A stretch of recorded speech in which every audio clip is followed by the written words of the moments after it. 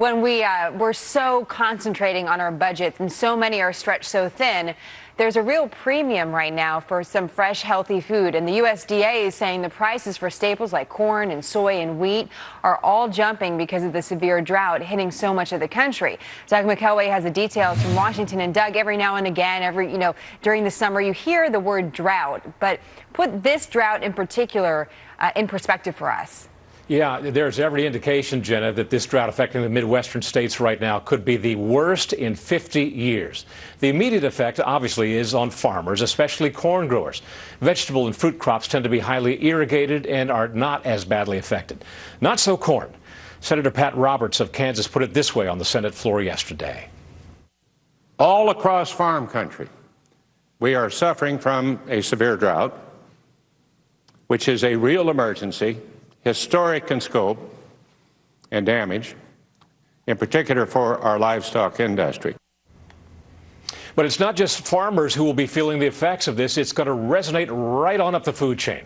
Corn is the primary feed for poultry, livestock, and pork. This will culminate in big increases in food prices at the grocery store by next year. The USDA says we can expect these price increases. Beef up 4 to 5%, chicken and turkey up 3.5 to 4.5%, and dairy products, meaning milk, cheese, eggs, also up 3.5 to 4.5%. We hear repeatedly that food price inflation remains in check, that it's minimal. But tell that to the housewife who shops for groceries every week. The drought will strain financially hard-pressed families even more, Jenna. Housewives and house husbands, of course, in this True. recession. And right? I do a lot of the shopping myself, so yes, I stand corrected. Thank goodness. Otherwise, your household, what would happen? Doug, let me ask you a little bit about those prices again. We saw the percentages going up. Do you have any sense of a timeline of when that actually will happen, short-term versus long-term? We're looking at next year. It's going to take a while to work itself through the economy before we see these price increases. So next year. Also, throughout the Midwest, we hear that cattle are stressed. There are going to be some short-term fluctuations. Cattle are stressed because of all the heat and drought out there. So many ranchers and cattlemen are being forced to cull their herds, and that may put more beef on the market in the short term.